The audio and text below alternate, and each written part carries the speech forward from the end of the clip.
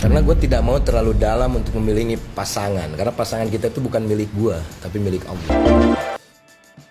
Natalie Holzer saat ini sudah menggugat cerai Sule. Banyak warganet yang menyalahkan Putri Delina atas gugatan cerai Natalie Holzer pada Sule. Baru-baru ini viral di media sosial tentang prinsip Sule tidak mau terlalu dalam memiliki pasangan. Banyak warganet yang menyalahkan Putri Delina atas gugatan cerai Natalie Holzer kepada Sule.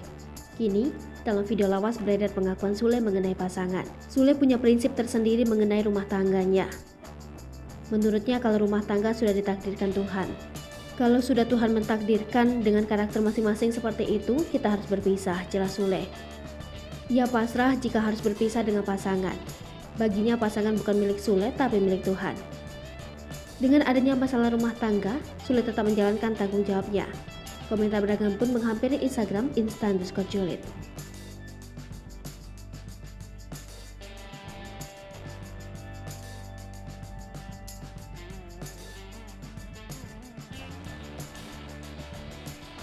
Hai pemirsa Sri Popo TV, jangan lupa komen, like, dan subscribe, serta tonton terus berita-berita terupdate lainnya ya.